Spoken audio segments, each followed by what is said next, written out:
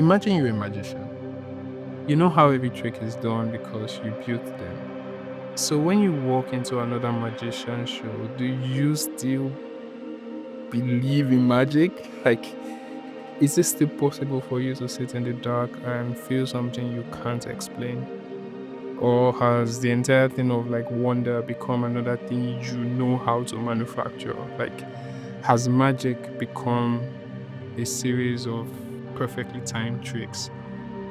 I ask this because I know that feeling. I work in a world where I make things for people to experience characters, stories, worlds. But somewhere along the way, I've lost the ability to just experience that for myself. I can't watch films and movies the way I used to. I sit in the cinema, my brain won't stop. I keep asking questions like, why this color palette, why this shot, or like, what choices led here? There's a version of curiosity that opens things up, and there's a version of curiosity that tears them apart. I heard it described like this: if you want to understand what makes a flower beautiful, you could pull it apart petal by petal, examine each one, and at the end of that process, you'll know a lot about the flower, but you won't be able to smell it anymore because you've destroyed it. And that's what it's started to feel like. Every work of art I encountered, like I was pulling petals, analyzing it instead of like feeling it, trying to figure out how the trick was done instead of just letting myself be amazed. For a long time, I thought the joy was in the output, like the finished painting, the final film. Last year, I premiered my first short film, and when the lights went down, I couldn't watch it. And not because I had seen it before, but I remember just turning my back to the screen and just looking at people, the people in the audience. My joy in that particular moment was focused on the reaction and the delight in the faces of the people appreciating what I had created, not in the final output itself, which sounds very counterintuitive. But now I'm asking a very important question, which is like, what happens when there is no audience?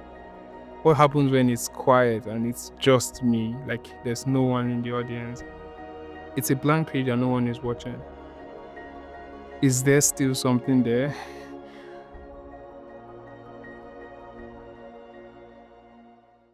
And here's what I've come to realize, like, the painting is not the only thing being made.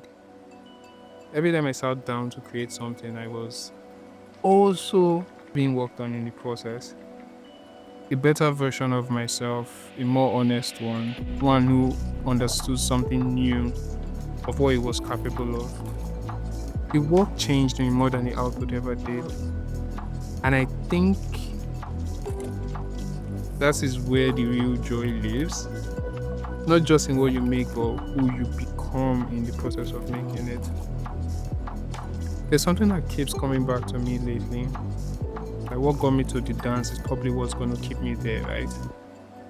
The wonder, the curiosity, the I don't know where this goes, but I'm willing to find out. That is what started all of this in the first place. Like, looking at a piece of art and being genuinely like amazed by what I'm looking at. And I think that's the thing that will sustain me like long term, because I would say like I'm just starting my career, and more than the applause and the validation I can get, the process itself is a reward in itself. And that's why I started building Celeste.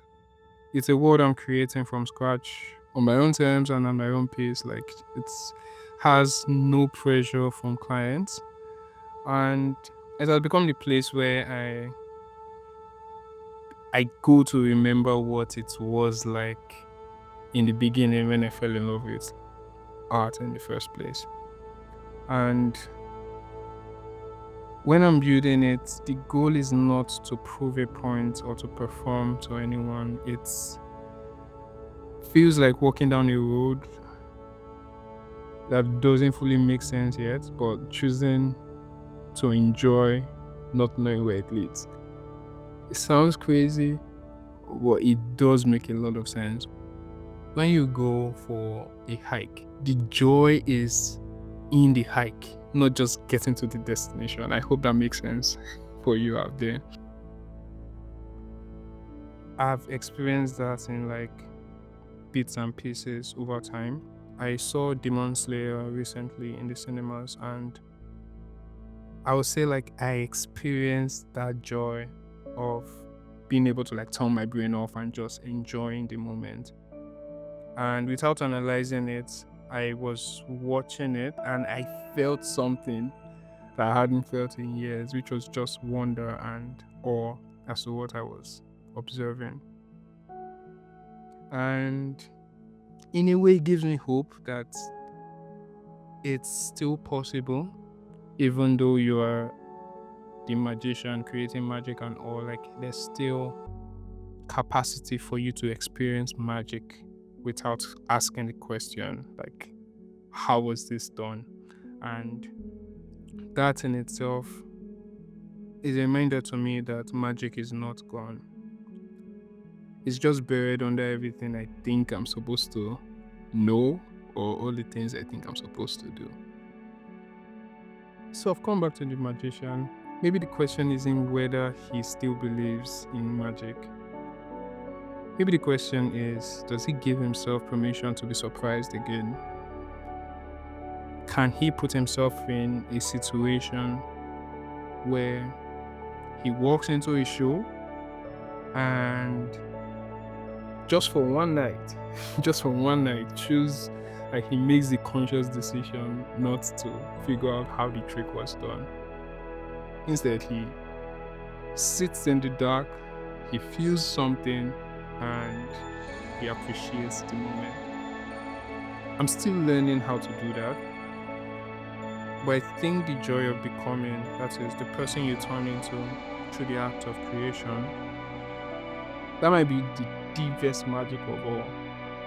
Like, not what you make, but who you are when you're making it. I wonder if you felt this too.